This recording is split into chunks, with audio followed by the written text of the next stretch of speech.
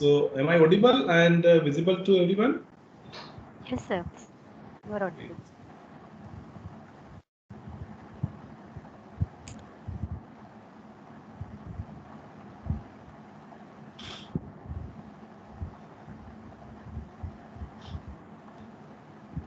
Just a second.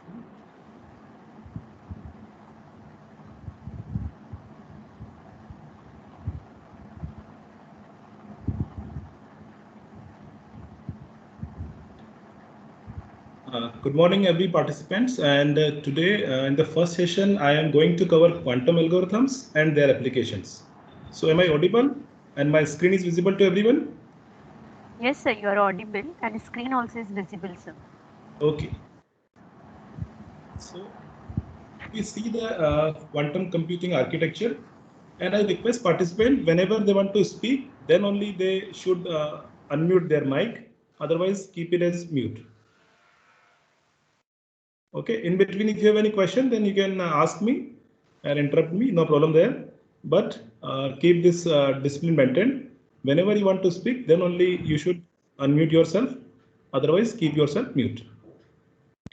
So if you see the quantum computing architecture, so there are basically two kinds of layer. One is that physical layer, and above that there is a logical layer.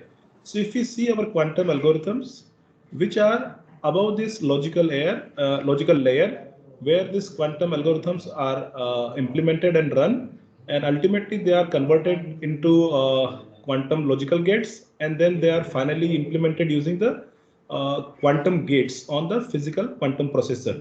So this entire stack, if you see, then you find that without this quantum algorithm, this quantum computer is of no use. So if we have this intelligent quantum algorithms, then only we can exploit or we can use the quantum computer. So in this session, we are going to cover some important algorithms like Grover, Shor's, and Dios-Josa algorithms. And then we will see how these algorithm give advantage or speed up in some problems. So that we will see. There are significant milestones in quantum algorithms. So if you see, then the first thing this Richard Feynman in 1982. Yeah, someone, yeah.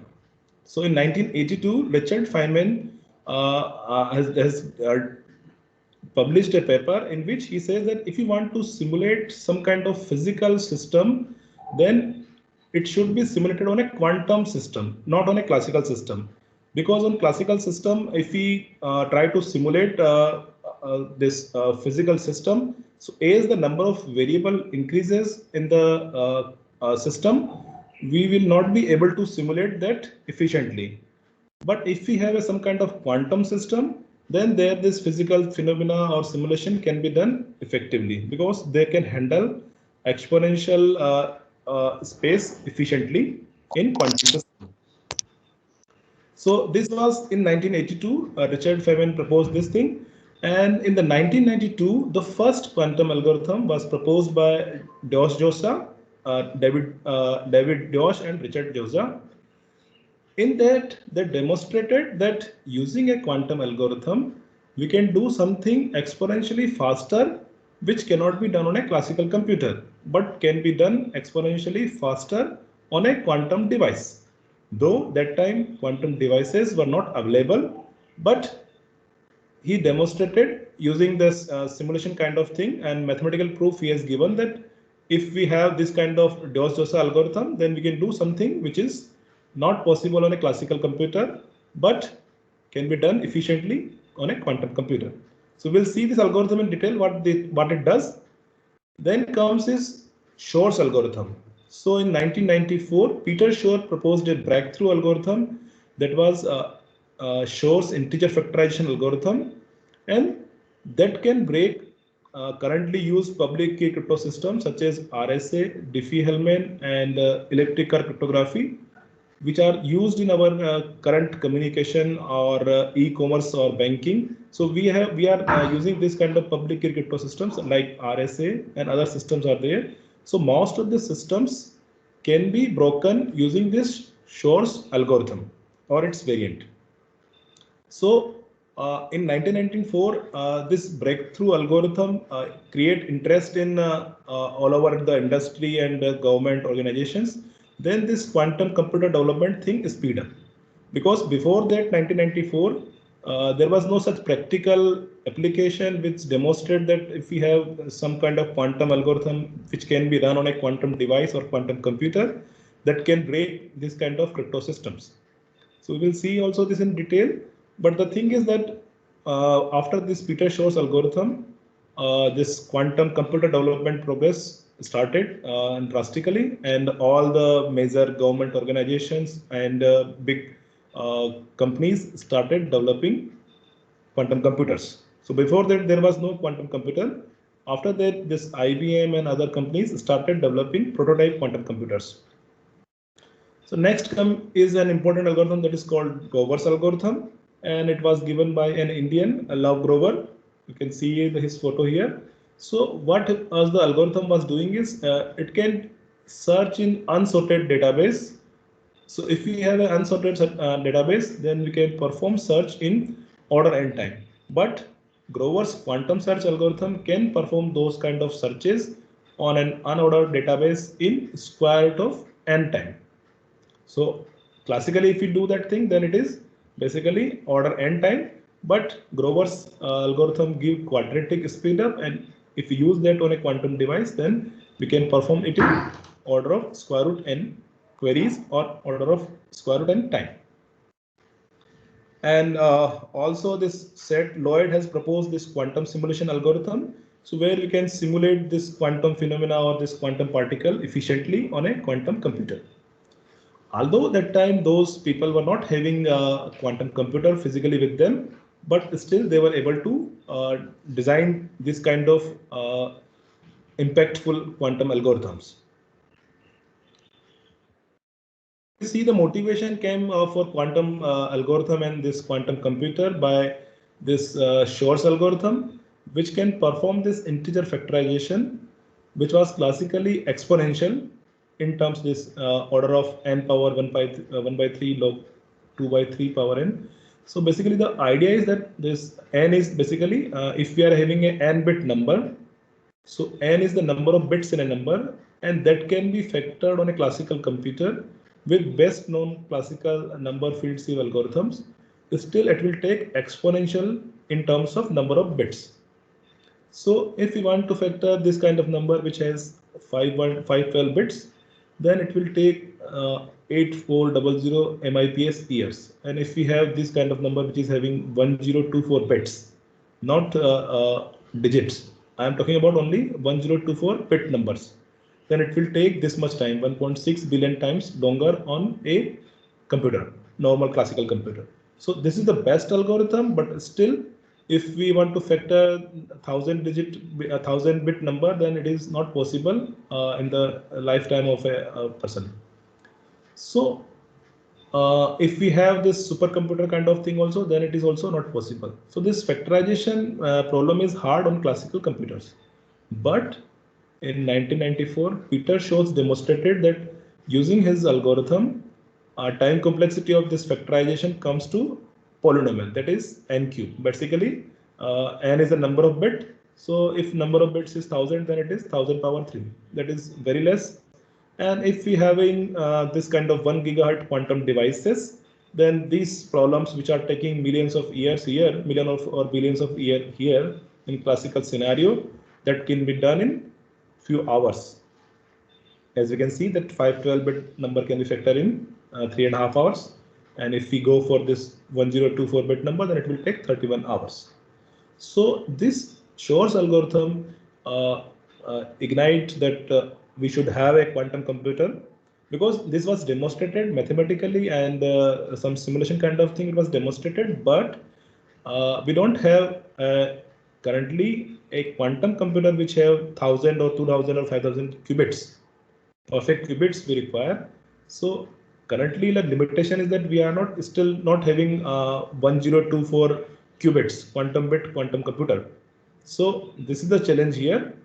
Otherwise, if we have a large quantum computer, then we can do this kind of thing in hours or maybe less.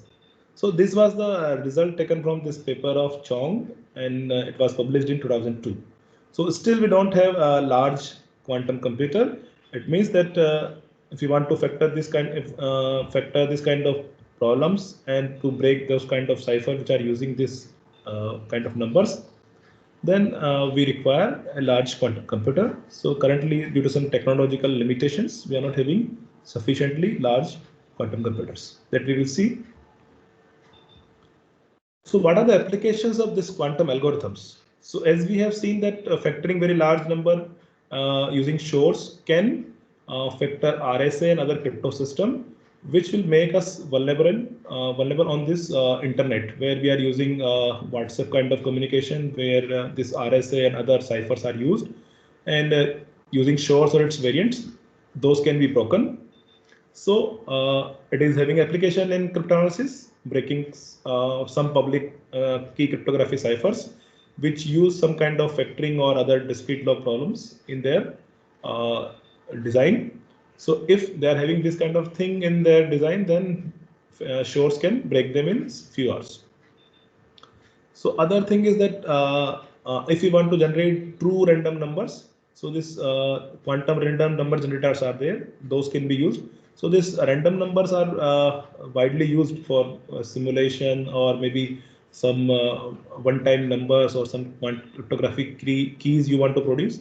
Then there is a requirement that we should have true random numbers. And since this kind of devices, QRNG, quantum random number generator, are based on quantum mechanics phenomena, and they are truly random. And there is secure military communications you can do using this quantum key distribution. So that we will see tomorrow in last session. And as we have seen this Grover's search algorithm, which can perform search in unordered database in square root of order n time. So if you see that here is example shown that if you want to search a entire Library of Congress, then you will be taking hundreds of years on a classical computers. But if you have a quantum computer, then it can be done in half second. So the idea is that it is reducing the complexity from order n to square root of n, and that is significant. So other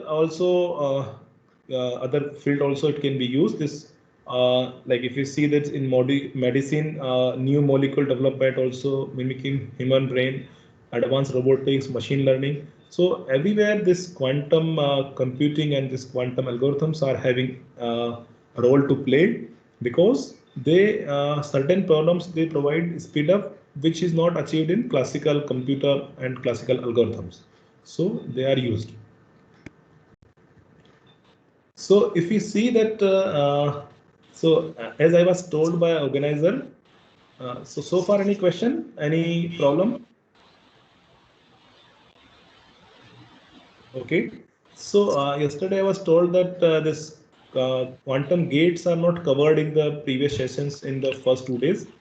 So what I will do is to understand this quantum algorithms, briefly we should understand what a quantum gate is and how it operates and how it is different from classical gates. So that we will see briefly after this slide. So before going to that, I want to tell you, can anyone tell what is this bits and quantum bits, how they are differ? Can anyone tell? Anyone, please? So the question is how bits are different from quantum.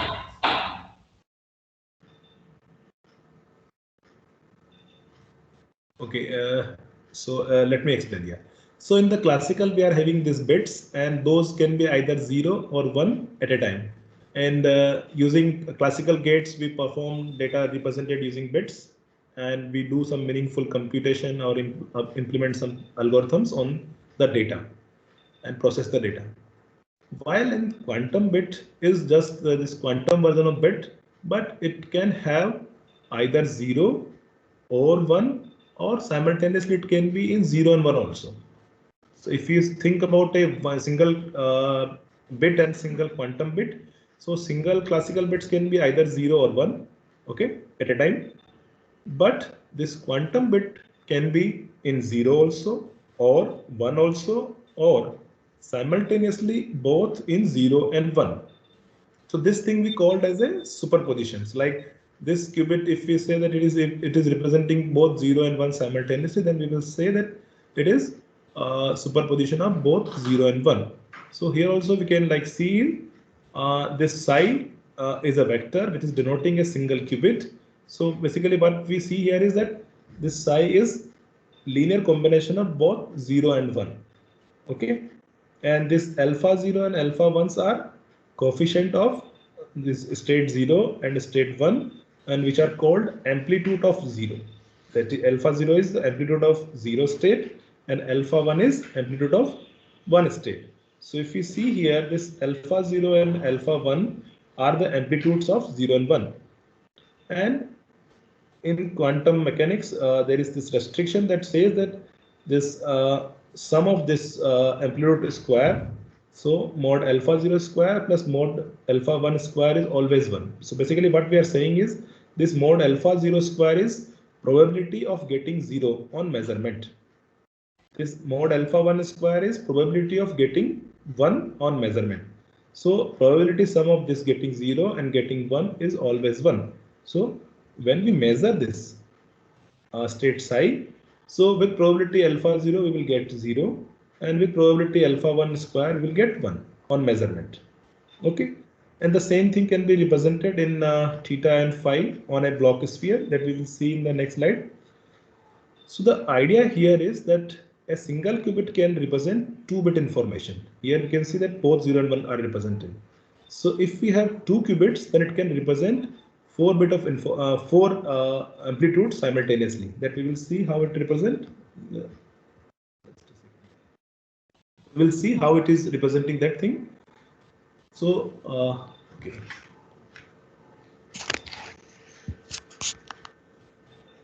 So single bit. If psi2 is there, then it will be linear combination of 0 0 plus alpha 0 1 plus alpha 1 0 alpha 1 1. So here what I have written is this is psi2 is a state representing 2-qubit system. So in the 2-qubit we can have either 0 0 0 1 1 0 and 1 1 in classical thing, but in quantum we can have all these 4 states simultaneously. So we can see the difference if we are having a 2-bit system. So let's suppose 2 bits are like this b1 b0, so it can be at a time it can be 0 1. So in that case b1 is 0 and b0 is 1. Okay, at a time it is, so if we, so it can be 1 0 also, and it can be 1 1 and any choice of 2-bit, but only one choice at a time. So at a time this b1 0 b1 b0 can hold only one choice or one combination of 2-bit. Okay, so is it clear that classical bits cannot have this kind of thing? If we are see this 2 quantum bit system psi2, then it can have all possible 2-bit assignments or values in it. See here, it is linear combination of all 4 states, and this alpha i's are the amplitude of this state 0 0. So alpha 0 0 is amplitude of 0 0 state, and this alpha 0 0 mod square will be probability of getting 0 0 as on measurement. So if you measure this state, then probability of getting 0 0 will be alpha 0 0 mod square. Okay, so and the probability sum of this all 4 state will be 1, always 1. So mod square of this alpha is sum will be 1. So what I'm trying to explain here is that if we are having a 2-qubit system, then it can have this 4 choices simultaneously, while in classical we will have only one choice at a time. So are you getting this thing? Anyone can please explain, or what is a qubit and how it is different from a bit? because this is an important concept and we should be clear about it. Then we should be able to understand the further things.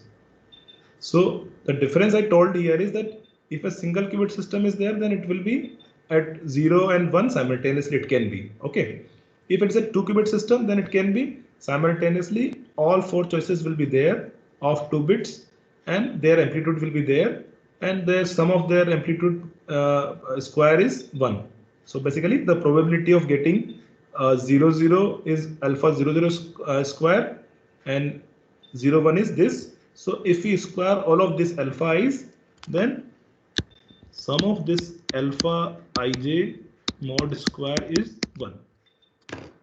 So at this qubit system, it can have this 4, but when we measure it on probability of this alpha is depending on these probabilities, we will get 0 0 or 0 1 or 1 0 or 1 1 depending on the values of this probability.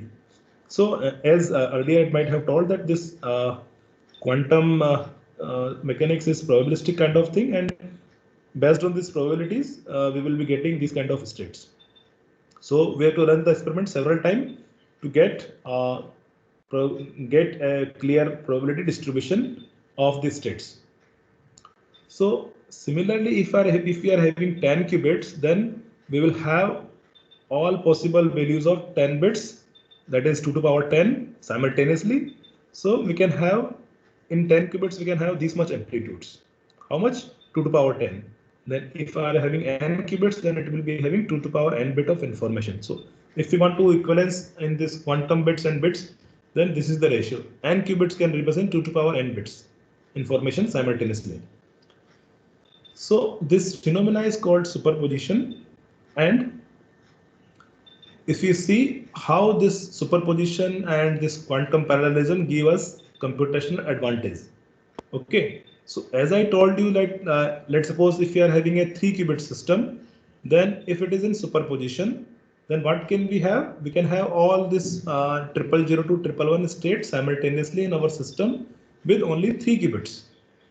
Like this 2 qubit system having this 2 to the power 2 states. So in 3 qubit scenario, it will be having 2 to the power 3, all states will be there. Okay. And let's suppose I want to process, let's suppose this is our domain X and we want to perform some function F using a quantum processor.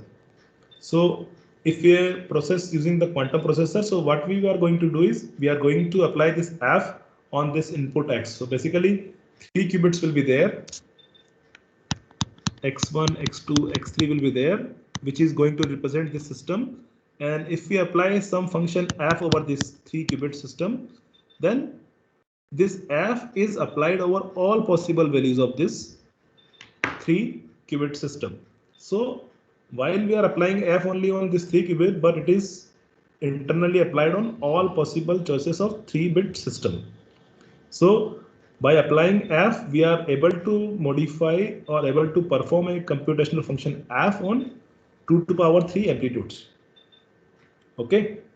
So if we see the comparison with a normal computer, let's suppose 4 bits we want to process. So 4-bit data is there. So let's suppose 1101 is given to the computer and we want to perform some F. So what we are going to do is in normal computer, it will take this bit as an input data and apply the function F and will give the output. So let's suppose this F transform this input 1101 to 1001. So if you see this classical processor or classical computer, so we have to supply this input one by one and it will apply the function F.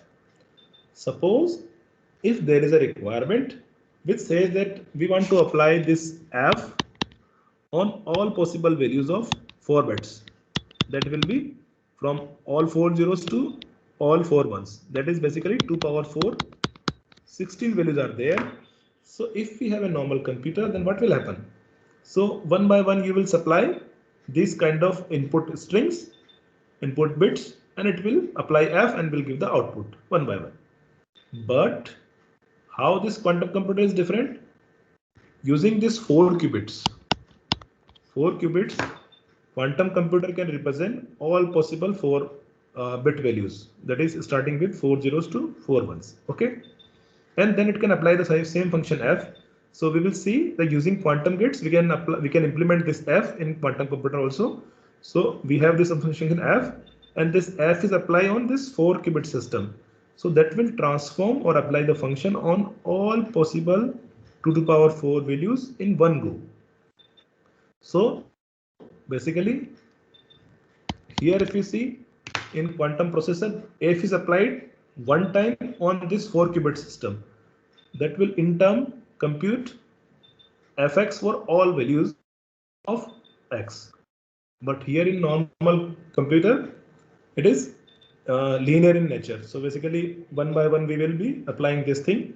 So we can we see the speed up? Here we are talking about a small example of 4-bit only. Let's suppose if you are having n qubits, and if n is, let's suppose, of 100 size, so then it will be 2 to the power 100. So on a normal computer we have to apply this 2 to the power 100 time.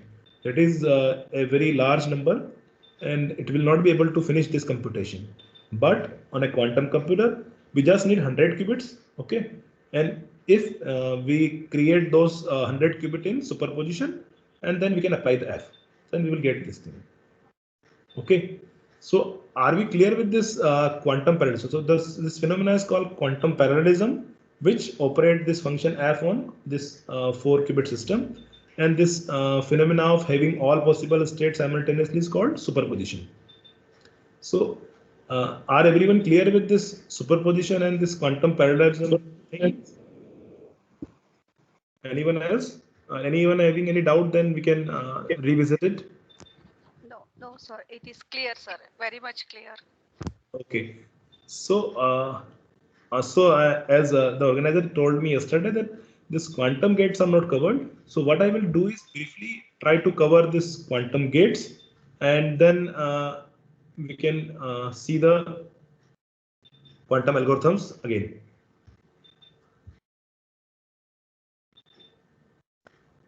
So, so briefly we will cover this thing in this short agenda here. So firstly we will go through classical gates, and then qubit, and then quantum gates. Yeah. Yeah, please mute your mic. If you have not any question, if you don't have any question. Everybody is aware of this classical logical gates are there, namely NOT and OR gates. So what is this NOT gate does is, whenever we apply some input x, it complement. So if we supply 0, then it will make it 1. If we supply 1, then it will make it 0. And it is noted by this kind of symbol. So if we apply this NOT gate 2 times, then what will happen? Can anyone tell? So it's a self-inverse gate. If you apply it 2 times, then it will give the original state. Okay. So basically we call it reversible. Okay. So NOT is the only classical gate which is reversible. So if we apply 2 times, then we can get the original thing. So see here. So this as I'm saying here, that NOT is the only gate which is reversible. So what about the other classical gates? So let's suppose we are having this AND gate. So what this AND gate does is, it takes 2 binary inputs and produces a binary output. So take 2 inputs and produces 1 output in this fashion. So whenever this both the inputs are 1, 1, 1, then only it will produce output as 1. Okay, and it is shown by this kind of symbol, and this is the symbol used for AND. So can anyone tell, is this gate reversible? Meaning, I want to, if I see the output Z, can I tell with a full assurance that what is the input X and Y? So can I go from Z to XY deterministically? Yes, sir. No. Let's suppose I am given output 0. Can you tell me about input X and Y? What were the input X and Y? No, we can't, sir. No, sir. No. Yeah, in case of 1 only, we can tell that both input are 1, but uniquely. But if it output is 0, then we are not sure whether the input is X and Y were 0, 0, 0, 1 or 1, 0. So, but in case of this X gate, if you see, I am given output 1 0. So if I say that output is 1, then you will be able to tell that input must be 0. If I tell you that output is 0, then you will tell that X input must be 1. So deterministically you can tell. So it is invertible or reversible, we can say, but AND gate is not. Is it clear? Because this quantum gates, every quantum gate is reversible. Okay. So we will see in the quantum gate section. So this is OR gate, and whenever both the input are 0, then only output is 0, and whenever one of the input is 1, then it outputs 1. So if you see here, it is also not reversible. So let given output Z is equal to 1, we cannot tell about X and Y with full assurance. Okay. So it is not invertible. And one of the other important gate that is called exclusive OR, and it is denoted by plus symbol also. So what is the idea here is that whenever this two input X and Y are differing or not matching, then it will produce output 1. Whenever X and Y both are 0 or both are 1, then it produces 0 as output.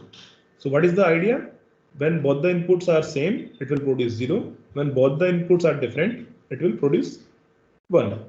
So if you see here also, then it is also not reversible. Okay. But this gate has a property. What is that? If you do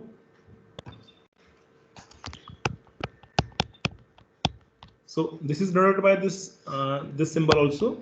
So I am doing this X XOR Y. Okay. And if I do again XOR it with Y, then it will be basically X only. Are you able to see this thing? It will be useful for us in the further session. So X or Y is given by this Z, and what I am doing is on this Z, or basically this thing, I am doing again XOR with Y. So this Y XOR Y is cancelling out, and we will get original X. Okay. So if we do 2 times XOR here with Y, so X XOR Y, and again the result is XOR with Y, because this Y and Y are same. So whenever the same input is there, it will become 0. Okay. And something is XOR with 0 will get something only. So see here, this input in case of Y, so input will be 0 0 and 1 1. So that will produce 0. So basically, if we are doing this kind of XORing, then it will give the original X. So just keep this thing in mind that if we are doing this kind of thing, XORing with same thing 2 times, then its effect is nullified. Okay. But the gate is not reversible. If you see this gate, that gate is not reversible, because seeing the input Z1, we cannot tell about X and Y deterministically. Okay. But this, if we are doing this kind of thing, then it will give the original X. Okay. So what is this NAND gate does? Can anyone explain?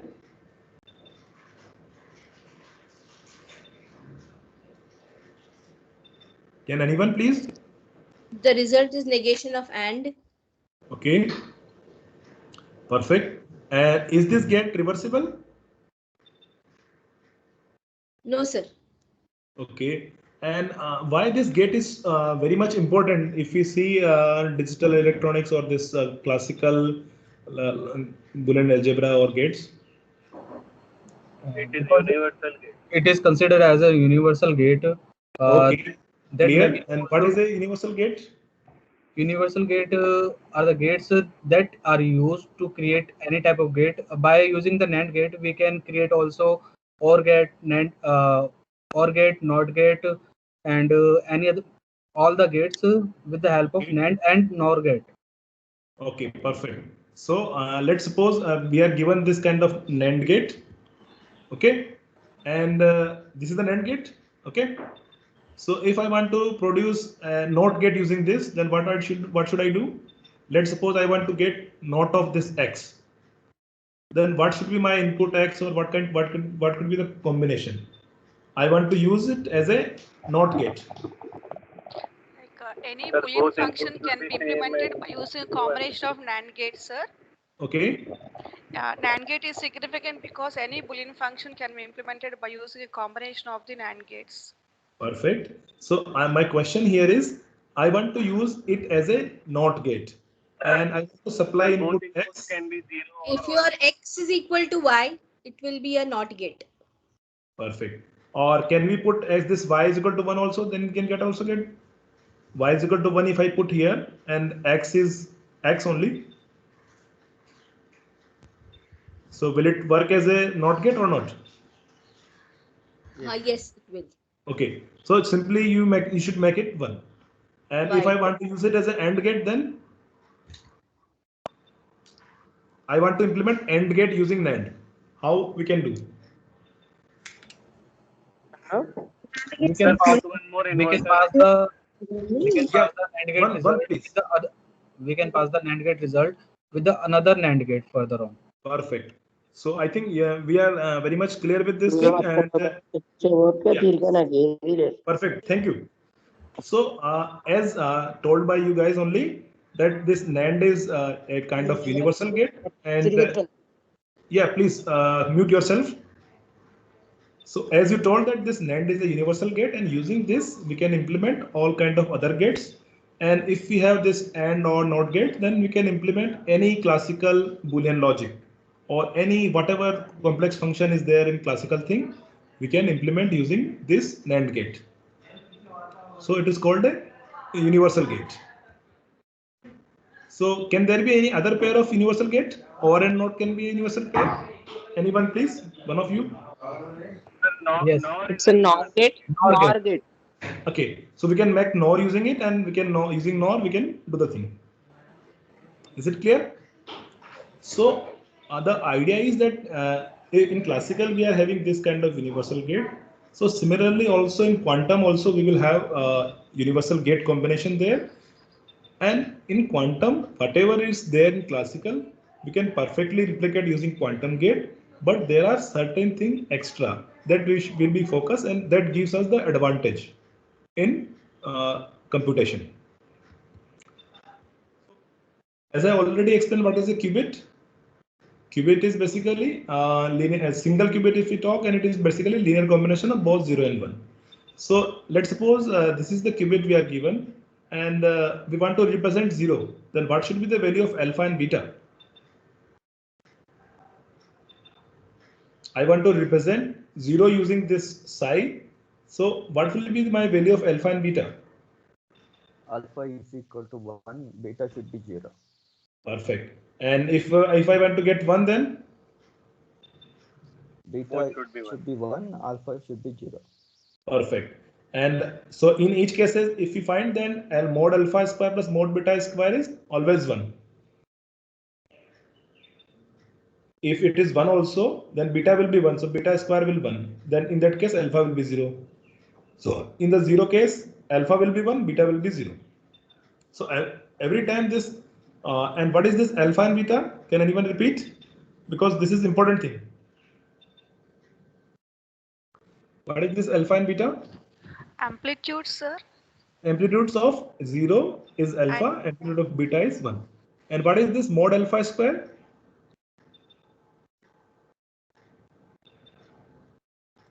As I told, this mod alpha square is, if we measure this qubit, then we will get either 0 or 1 on measurement. But getting 0 probability will be mod alpha square. Getting 1 probability will be mod beta square. So this mod alpha square is basically on measurement of this psi state, what is the probability that we get 0 on measurement? So keep this thing in mind whenever we measure this quantum bits. So this quantum bit will collapse to classical bits, and there we will get classical bits only. Okay, so if this state presently representing both 0 and 1 simultaneously, but we measure it, then on measurement with probability mod alpha square, we will get 0. Okay, and with probability mod beta square, we will get 1. So this mod alpha square is basically what? Probability of getting 0 on measurement. Is it clear? Is it clear? Yes, Okay, sir. Yes. perfect. Yes, So, sir. to have a different perspective to view this qubit, block sphere phenomena is there. So, to view the qubit as a graphical representation, this block sphere is the way which pictorially shown us how this qubit can be represented. So, basically, a valid qubit will be a vector on a sphere of a unit. So, this is a unit sphere, and all the vector possible on surface of this sphere is a valid qubit state. Okay, what is a valid qubit state? Which sum of this mod alpha square plus beta square is 1.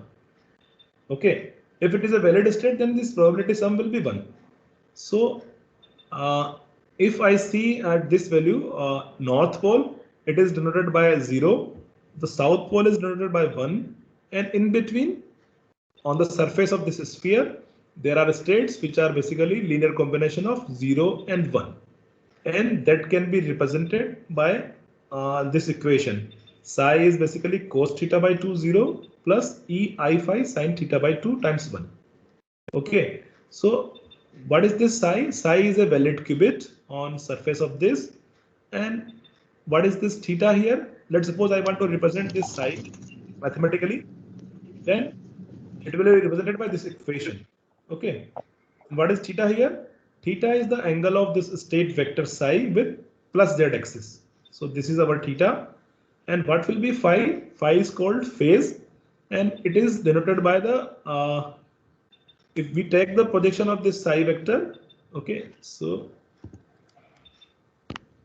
let's suppose this is origin and this is the vector. So we take the projection of it in on xy plane. So this is xy plane.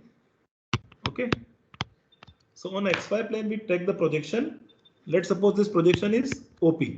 Okay, then the angle this OP vector make with this plus z axis, that is called phi. Okay, so what is phi? We take the projection of this vector psi on xy plane. So wherever this vector is there, we will take its projection and then check the angle with plus x axis, that is phi. So if we have this theta and phi with us, then we can determine value of alpha and beta. Okay, so alpha is basically kya hai? Cos theta by 2. What is beta? Can anyone tell, seeing this equation? What will be beta? Anyone please? Sin theta. No, sin theta No. by 2. And there is one more thing, Theta by 2. E I phi. EI omega. Yeah. E I phi, it is phi basically. Oh, So okay. I phi sin theta by 2. So it is basically beta. Okay. And we see that whatever the value of theta and phi is there, this cos square theta by 2, basically mod alpha square plus this square will always be 1. Basically the identity that is says cos square theta plus sin square theta is 1. So this kind of identity we are getting. So whatever the choices of theta and phi, proper choices of theta and phi will give us a valid quantum state or 1 qubit. So this vector is basically called 1 qubit. Okay. So let's suppose I want to represent 0. So what will be the theta and phi for this vector? This 0, this plus z axis. So plus z, theta will be basically 0. 0. So sin theta 0 is basically goes. So it will be 1. It will become 0 because sin 0 is 0. Yes, And sir. cos 0 is 1. So it will become 0. Yes. Similarly, if we having this vector, so it will make theta, that is basically, what is the theta in that case? Theta will 90 be pi degrees. basically. No, pi. Pi. 180 degrees. So from starting with plus z axis till here. Okay. And what will be the phi? What will be the phi? 0 degree. 0 degree. So Pi will also be 0. Yes. okay. So this cos theta by 2, that is basically cos 90. What it will be? Cos 90 is 0. So alpha will be 0 in this case. For 1, this cos theta by 2, that is cos 90, as theta is pi. So it will become 0, and e power I5 will become basically 1 because phi is 0, and theta by 2 basically sine 90, and sine 90 is 1. So in that case, we will get alpha is equal to 0 and beta is equal to 1 for this state. Okay. And can we have any other state? Let's suppose if you are having a state here at plus x-axis. So what will be the theta? Theta is basically angle with plus z-axis.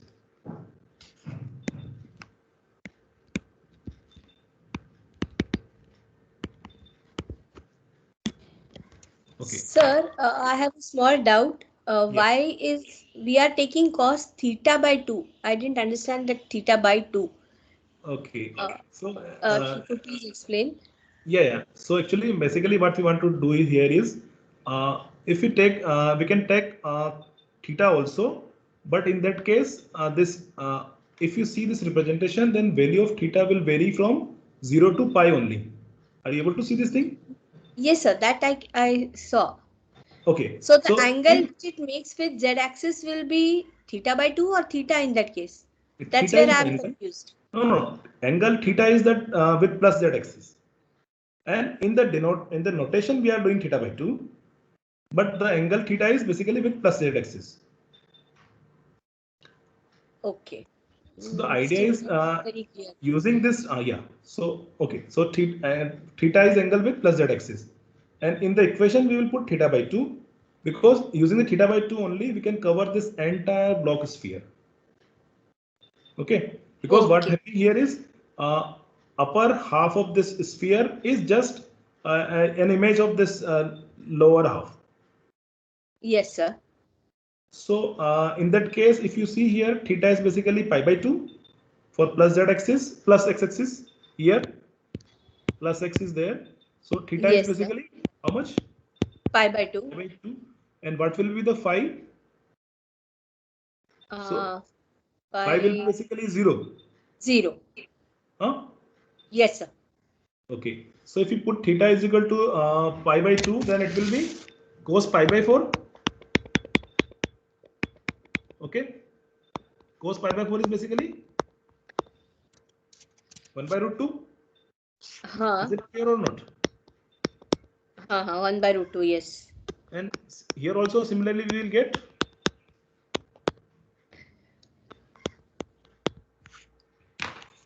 if you put phi is equal to 0, then again we will get sine pi by 4, and that is also 1 by root 2. So if you see here, at this point, what we are getting, if in north and south pole we are getting only 0 and 1, but on this kind of thing, other than this north and south pole, Equator-like position. So we are having both the things simultaneously. Simultaneous. We denote this state by, let's suppose, plus. Then what we are saying here is that if we measure this state, then we can get either 0 or 1. Okay. So what is the probability of measuring 0? Same probability for both? Yeah, but what is the value? 50%. 50%. How we are coming? So this is the coefficient, or basically amplitude of 0, 1 by root 2. So Yes, 1 by root 2 square is probability. Yes, sir. Amplitude square is probability. That is 1 by 2. Amplitude square. Yes, sir. So here what we are seeing is that here this plus state is having both 0 and 1 simultaneously, and probability of getting either 0 or 1 is same. Yes, sir.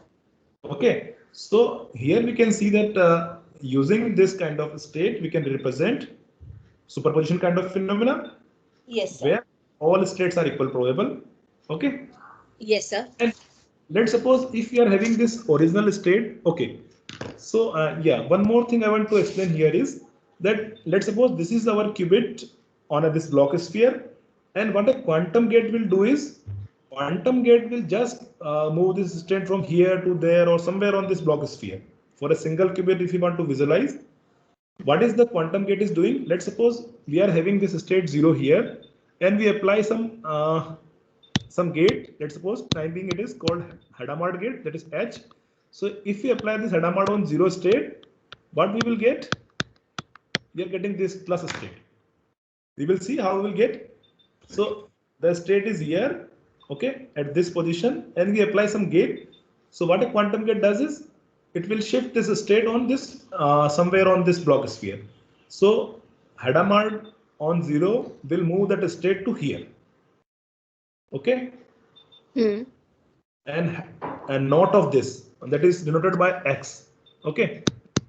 So if we apply X gate on it on 0, then what that gate will do? It will move this state from 0 to here plus Z to minus Z. Basically our classical NOT gate only. Okay. So in the quantum gate, what it is doing for a single qubit is, for simplicity, it is just shifting the state from one place to other place in this block sphere. So here we see these two gates, Hadamard and this X gate. Okay, so Hadamard is what Hadamard is doing. If a state 0 is there, then it will move it to plus X. Okay, there may be other state also, that is minus X. Okay, in that case, this 1 by root 2 will become minus 1 by root 2. Okay, so we will see. So I think you are clear with this theta and phi and this Yes, alpha yes, beta and sir. probability. Yes, sir. Yes. Okay, and single qubit system we have understood clearly. Let's move Yes. to Sir, yeah, please. Sir, can you please repeat Hadamard gate logic?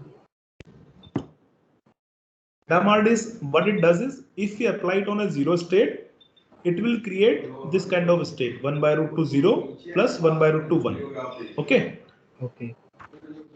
So basically, Hadamard of 0 will give you this state.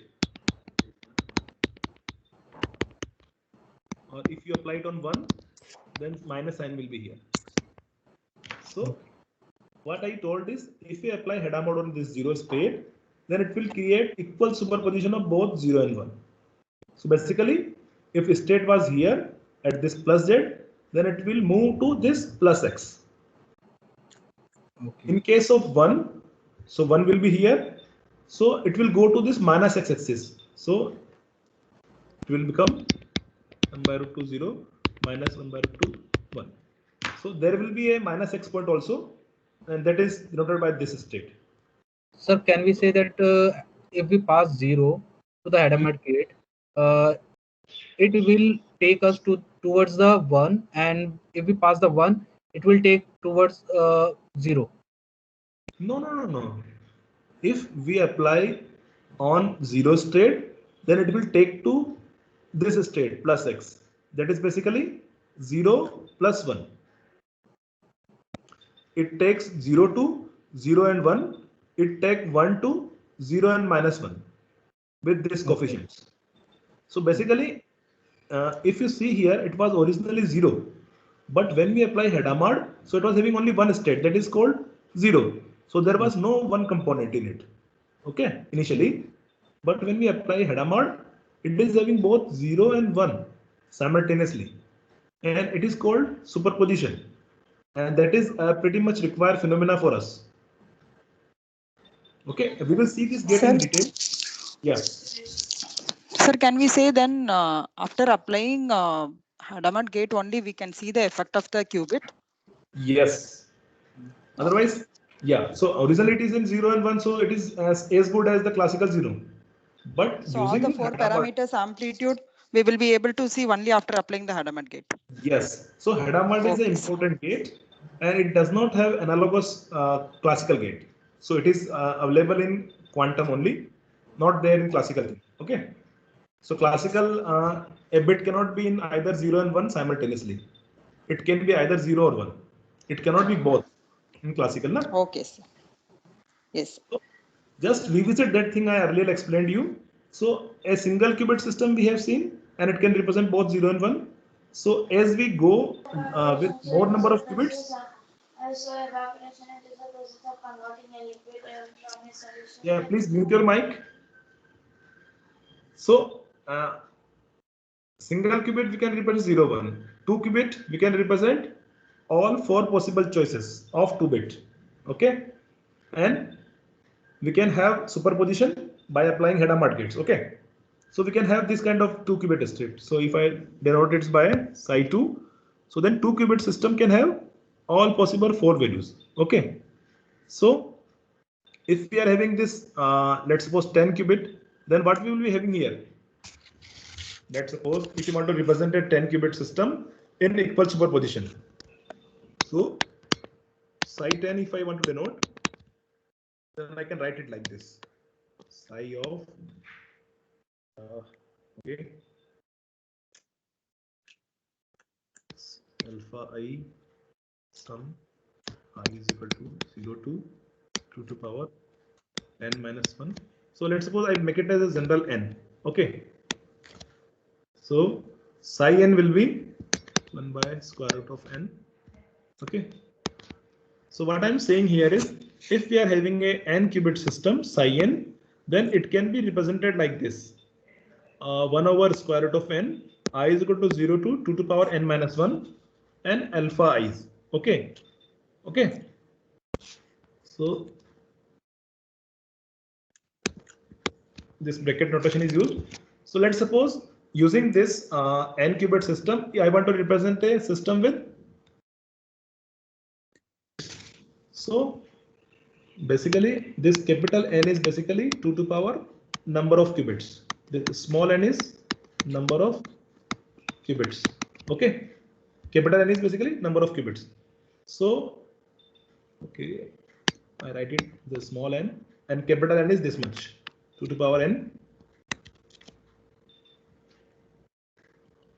So let's suppose for small n is equal to 2, if I take, then what it will be? It will be 1 over square root of 2 to power 2. Okay, and summation will be from, so alpha 0, okay, alpha 1, alpha 2, alpha 3. So I'm writing this thing as a decimal, but basically it is 0 0 0 1 1 0 and 1 1. So if we are having a 2 qubit system, then we will have 2 to power 2 amplitudes, namely alpha 0, alpha 1, alpha 2, alpha 3. So here we denoted by this alpha, beta, gamma, delta. So in case of equal superposition, this all alphas, alpha, beta will be 1 over 2 to power 2.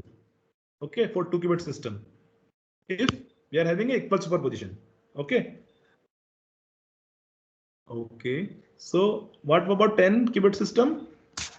10 qubit system will be psi 10, and that will be basically 1 over square root of 2 to power 10, and starting from I is equal to 0 to 2 to power 10 minus 1, or alpha I. Okay. So okay. So what will be there? Alpha 0 0 0 10 times. Then finally what will be there? Alpha 1 1 1 10 times. Okay. So basically alpha 0 or alpha 1 0 2 3. So in a 10 qubit system, if we are having equal superposition, then we will have all these amplitudes. Okay. Starting with starting from 0 to 1 0 2 3, and their binary equivalent is basically 10 times 0 to 10 times 1s. So is this thing clear? So in multiple qubits, what we are having is, if we are having superposition, then we will have more number of states simultaneously represented. Okay, and always this condition is this alpha, beta, and their mode square sum will be 1.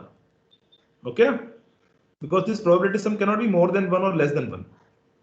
Okay, so if we are having this 500 qubit system in superposition, then what is basically we are having is more number of amplitudes than estimate of our number of atoms in the universe.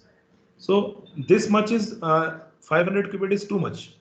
But if we are having classical 500 qubits, then we can have only one choice of 2 to power 500. So this 500 bits can have this many combinations.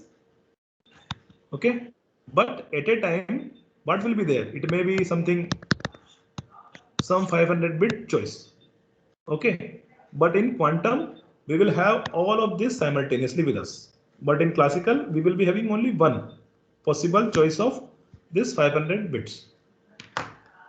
So now we are clear with that quantum parallelism and quantum superposition. So that is mostly used. So now move to this quantum gates. So as we've already seen, there are classical gates we have seen. So in the quantum gate, what I have told earlier is that what is the single qubit quantum gates are? basically just applied on a single qubit, and it just changed the position of a vector on unit sphere. So what is this X gate? Okay, so we will see that. So okay, so there are 1 qubit gate and there are multiple qubit gate. So in classical we are having only NOT gate, that is 1 qubit gate. Other gates were 2 qubit gate or more. Okay. So what are these poly X, poly Y, poly Z gates? Okay. So I will tell you there.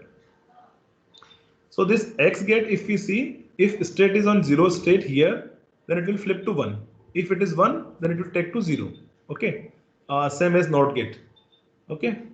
And what is this X gate is basically, if you see, then it is called, the X gate is basically, if we want to apply X gate on this 0 state, then that gate realization means is basically we want to rotate this vector 0 around X axis by 180 degree. Okay, so what we want to do is, if we want to apply X gate, then we have to rotate this gate, rotate this vector around X axis by pi degree or 180. So if you rotate this Z vector around this X axis by 180 degree, then it will come here. And again, if you do this rotation, apply the X gate on this one state. So again, around this X axis, if you rotate it, it will move to 0. So, and as already seen that Z gate is basically, if a vector is at 0 position, then it will go to plus X. So plus Z will move to plus X. And this minus Z will move to minus X. We will see it in the gate details. So yeah, so what we are telling here is that basically if we are applying this kind of state, so if we are applying this basic states, basically 0 and 1, then it will just simply complement similar to NOT gate. But it does extra thing. What is that? Basically it is just flipping the coefficient or the amplitude of 0 and 1. So if it was C0 for 0, then it will swap with 1. So after applying this NOT gate, we will get this kind of state. So C1 and C0 will be flipped. So whatever the amplitude of 1 was there, it will become 0's amplitude. Okay. See, there are different notations to denote a vector and a quantum gate. So our qubit 0 can be represented by this kind of column vector. So this is basically alpha and beta. Okay. So this alpha means probability of getting 1, and this is beta. Okay. So these are amplitude of this first is amplitude of getting 0, and second is amplitude of 1. So in case of basic state 0, this amplitude of 0 will be 1. In case of 1, amplitude of 1 is 1. Otherwise 0 is 0. Okay. And whatever the gates are there, they can be mathematically represented by a matrix. Okay. And this matrix is basically a reversible matrix. So all the quantum gates are reversible because they can be represented by a unitary matrix, and all unitary matrices are reversible. Okay. So we will, you might be knowing that the unitary matrix U and its U dagger is always identity. So for every that is unitary, so all quantum gates can be represented by a unitary matrix, and property of unitary matrix is that U dagger is basically identity. Dagger is basically complex conjugate of U. So for every gate U, there is a inverse U dagger available that will nullify it. Here in case it is self inverse. So if you apply this X gate 2 times, you will get the identity kind of thing. Okay. So far we should understand this thing that this states can be represented by their coefficients in a column vector form, and a quantum gate can be represented by a matrix, and this matrix is applied on a state vector. And as we also can see that this matrix, if we multiply 2 times, then we will get identity. So this gate is self inverse. So here we have seen for this 0 and 1. Here if we are having this kind of general state psi.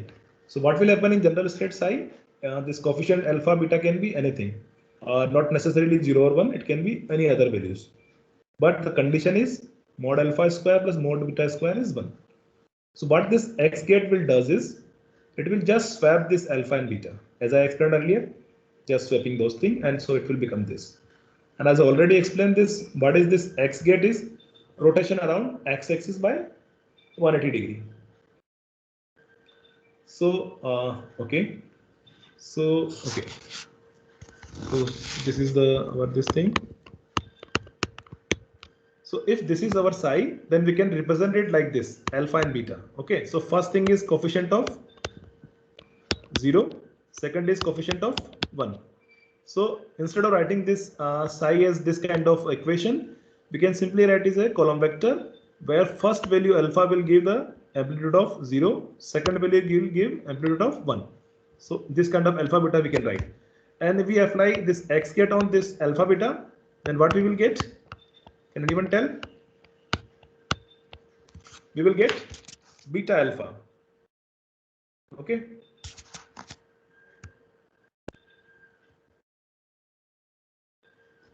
Okay. Yes, sir. So, perfect. So this is one of the important gate, and we have seen it. Second gate is called phase shift gate. Okay. So what this phase shift gate does is, just a second. So a matrix representation of this gate is 1 0 and 0 ei5. So every single qubit gate will be represented by a 2 cross 2 matrix. Single qubit gate. Okay. So 2 cross 2 matrix, and what it does is it aids an angle of phi in the one state. So if we apply this kind of gate, it will change the phase of one state by 5 degree. Okay. So we can see it. Okay. So let's suppose we are having this kind of a state. Okay, alpha beta. Then if we apply it, then what we will get? We will get only this alpha and ei phi times beta. Okay. So what it is doing is basically it is adding an angle of phase phi. Okay. Just a second. Yeah.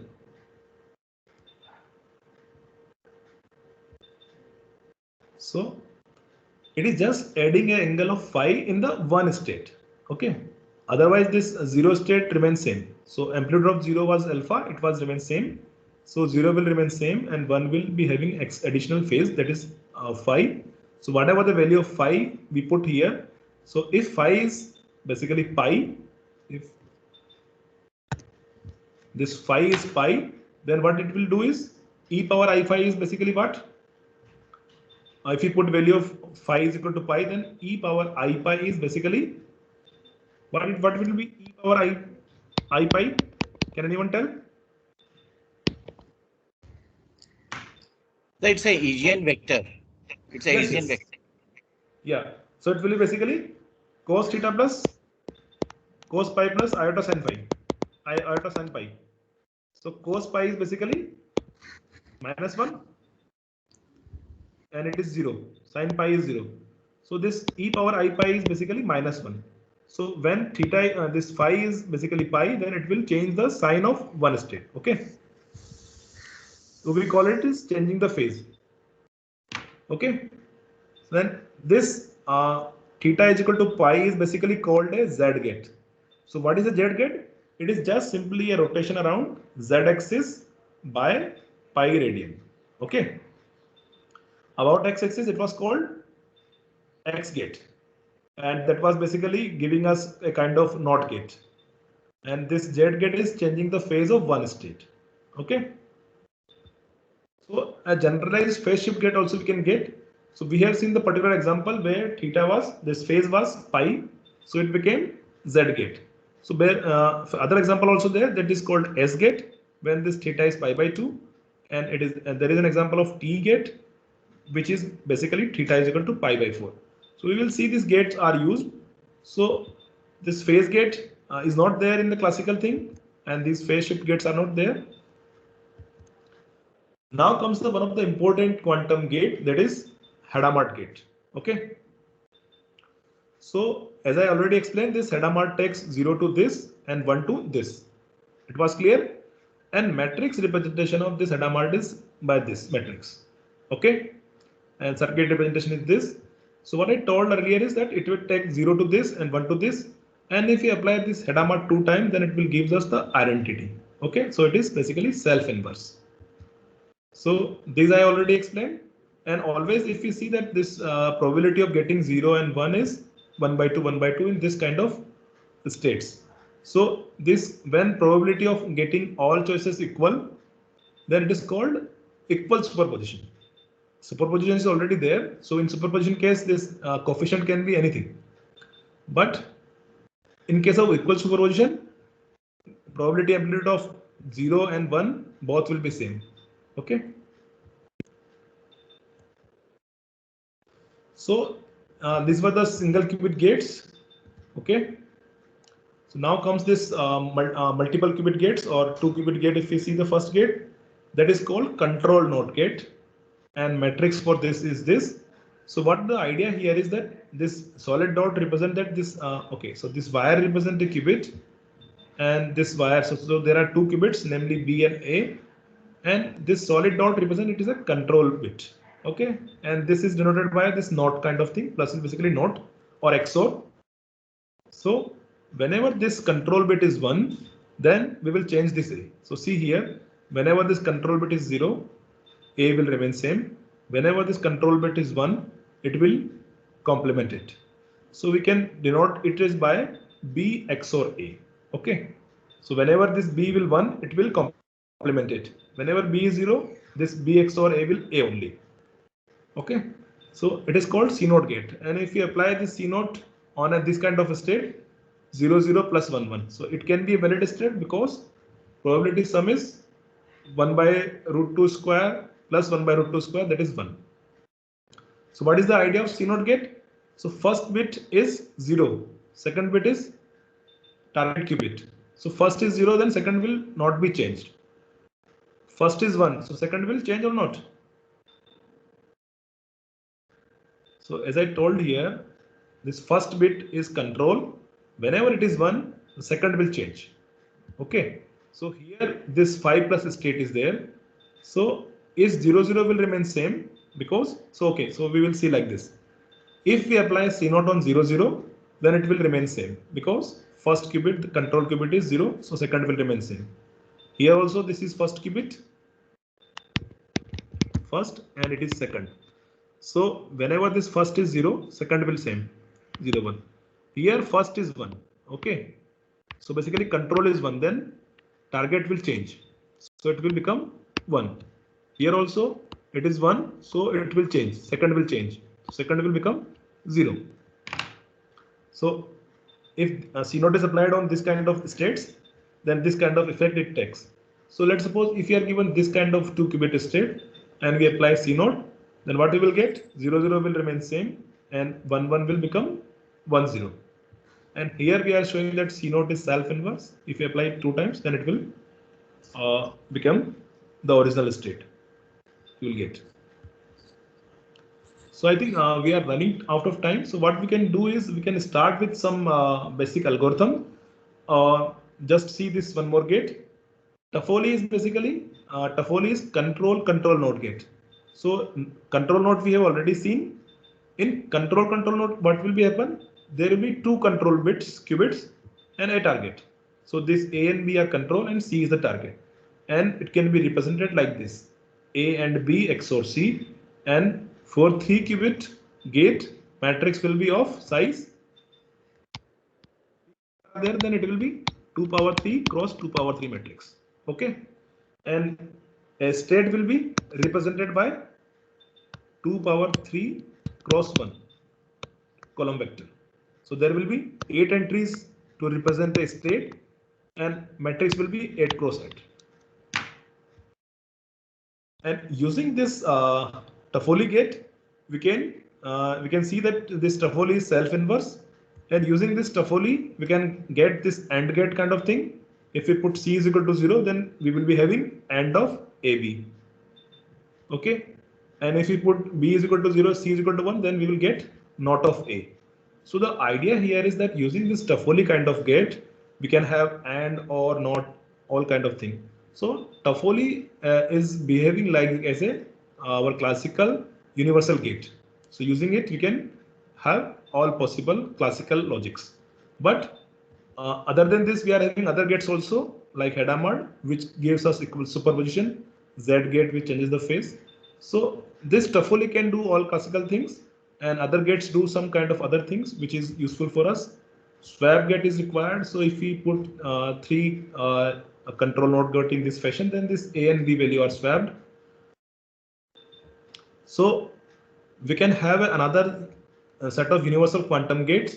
So to have this kind of like what I told is classical thing, Toffoli is sufficient, but Hadamard and phase and this T gate, if we are having this gate, then all quantum things can be implemented, like phase gate and this. So this X gate, Y gate, Z gate, other gates are also there. So using this combination of these all four gates, we can implement any logic. So it is a universal quantum set. Okay. And this quantum circuits can be implemented using quantum gates. Okay. So what will be happening in our quantum algorithm? We will be using this kind of quantum gates operating on qubits, and we are trying to perform some meaningful implementation of algorithms. So let's get back to that algorithm part.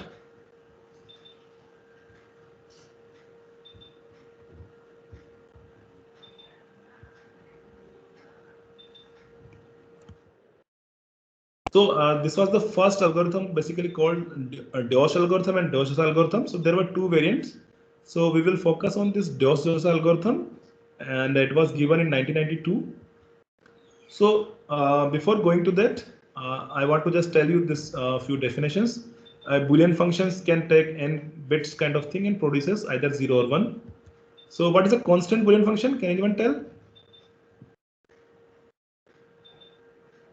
Can anyone please? So whatever the input would be, the result will be the same, one constant function. Perfect. You please be with me. So as you told, it is a thing.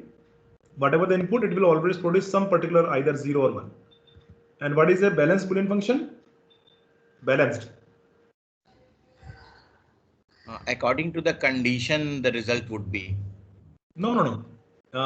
Let's suppose the what will be the possible input size? 2 to power n will be the inputs.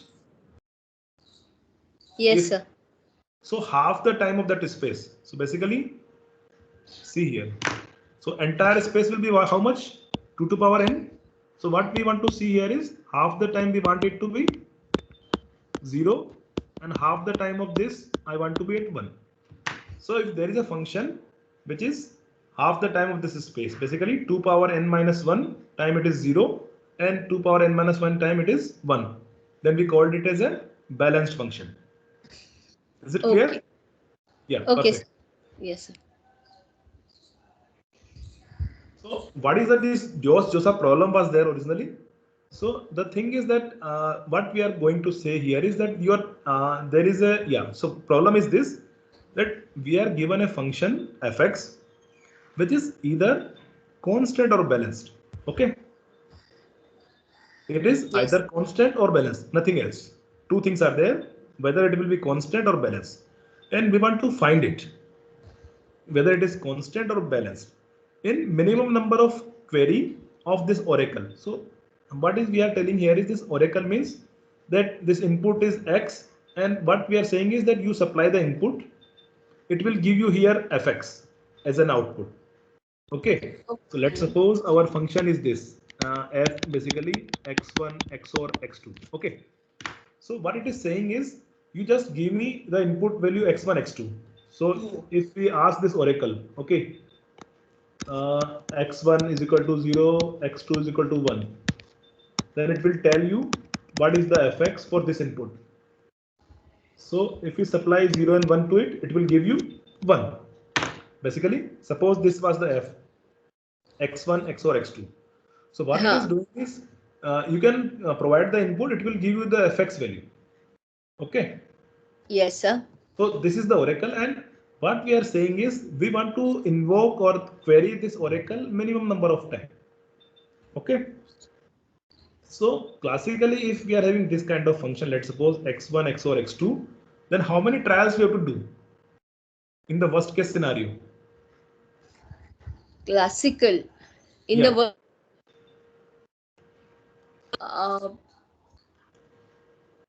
total 2 raised to n bits. So total space is this 2 to the power n?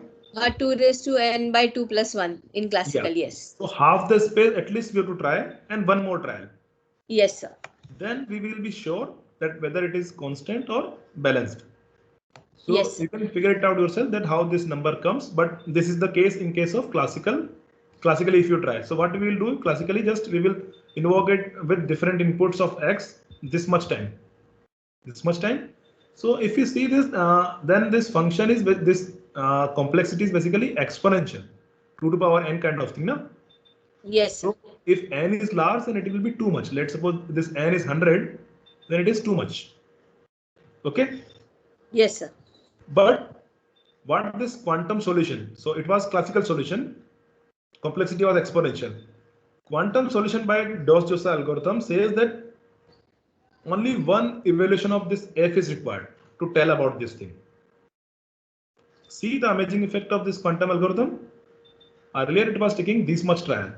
So here we are saying that whatever the inputs, whatever the number of bits are there in the function, we will just require only one evaluation of f, or basically we will implement this oracle one time or invoke one time only.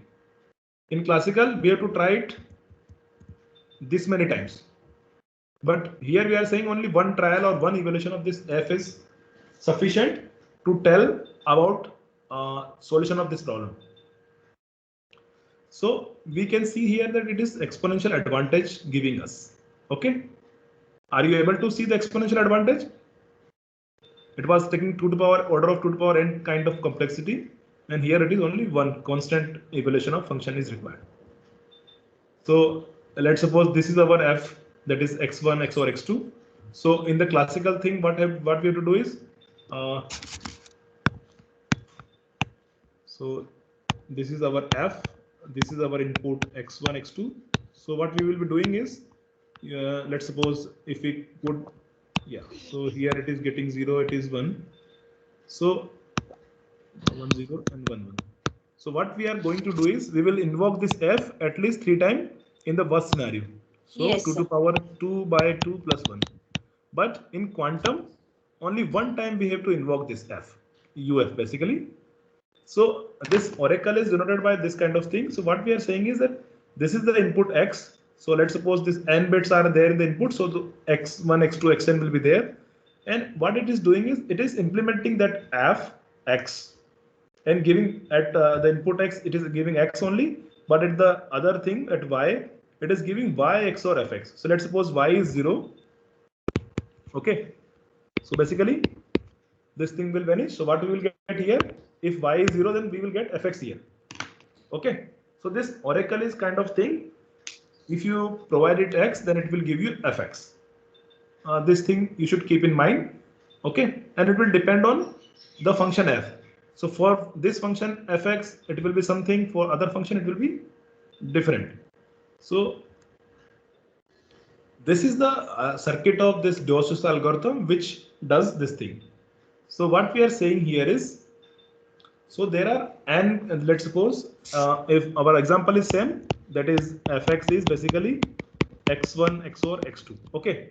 So how many bits are required here? Only 2 bits are required, 2 qubits basically. So it will be x1 and x2. Okay. So here how many? N is equal to basically 2. Then what we will be going to do is we will apply Hadamard on both of them. So this thing. Okay. Here we are initializing. Yeah. So Hadamard on this 2 qubit will give us what kind of state? This kind of state.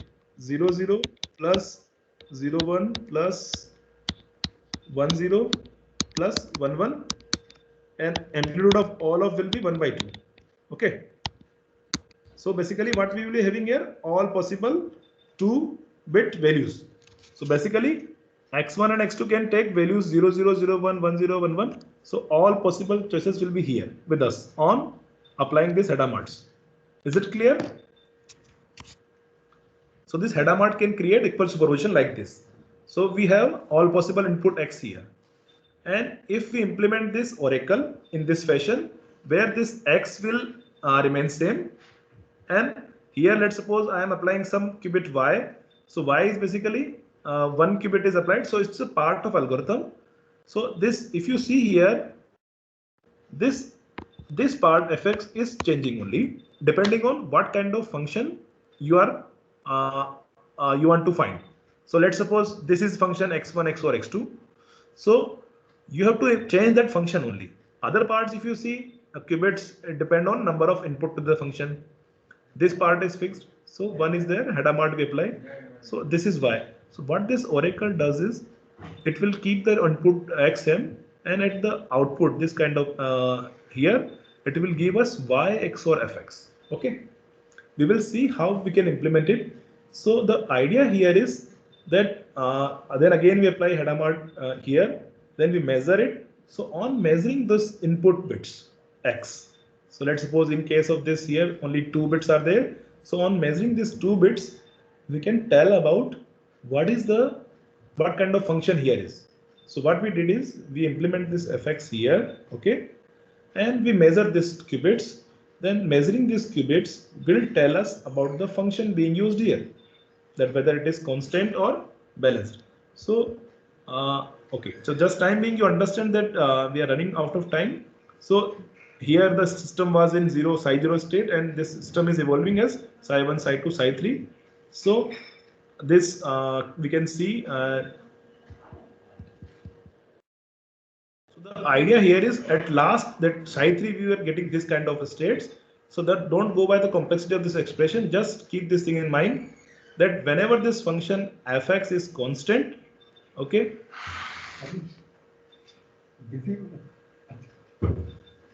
Yes. So so keep this thing in mind. Amplitude of 0, 0 state is amplitude of this 0, 0 state is 1, implies, let's say,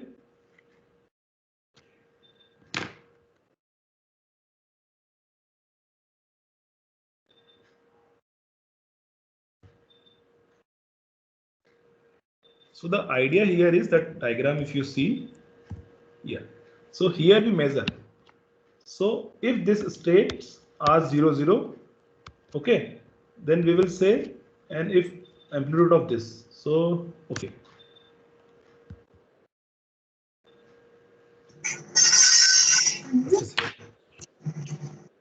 Keep.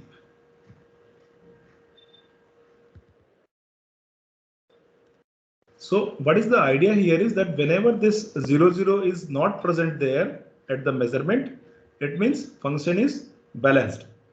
So amplitude of this state will be 0. Whenever this function is constant, then amplitude of 0, 0 will be highest, or it will be 1. So with 100% probability, if you are getting 0, 0 at this, then we will say it's a constant function. Okay. And if we are not getting 0, 0 at all, then it is balanced function. So we will see in the demonstration in the further session, afternoon sessions, how to implement this kind of algorithm and how to implement this oracle. We will see in the demo or the Qiskit demo or composer demo in the later sessions. So time being, you understand this thing, that this is the circuit for this De Souza algorithm, and we have to implement oracle here, and in this our fx is implemented. So fx is implemented one time here, and on measurement here, we are able to tell about this function with guarantee. That if this 0, 0 is not present, then it is balanced function. If 0, 0 is only 0, 0 is present, then it is constant function. So we will see in the demo that thing.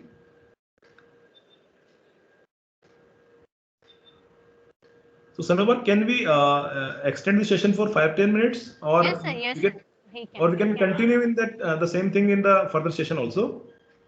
Because what I will try to do is I will try to show the demonstration of these algorithms on Composer and Qiskit. So people will be able to appreciate the same thing there.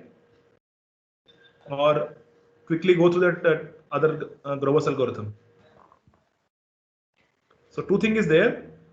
Either like quickly I can cover this algorithm in 10-15 minutes, or we can keep the schedule as it is and we will cover this thing in the next session. As per your wish, sir. Just check Okay. it. If the things you can continue, you continue and finish it off. If you will think like you can take in the next session, then we'll take 5-10 minutes break and then we can continue at 12:15. So I think that will be a good idea. So let's take a break. So Yes, sir. and we can continue. Okay, sir. Thank you Okay. so much, sir, for this nice explanation of quantum algorithm. Detailed explanation, actually. Okay. Yes, sir. Thank you so much. Yeah. Okay. So questions you can keep with you. We can have it in next session. Yes. Thank you, sir. Thank you. Okay. We'll continue the session at 12:15? 12:15. Yeah. Perfect. Yeah. Okay. Thank you, sir. Without you, quantum computing, quantum algorithms, quantum concepts might have been very difficult to all of us. Thank you so much, sir. Really, it's a God's gift for us. I think like that. Thank you so much, sir. Thank you. Thank you for nice words. All the participants will meet again at 12:15.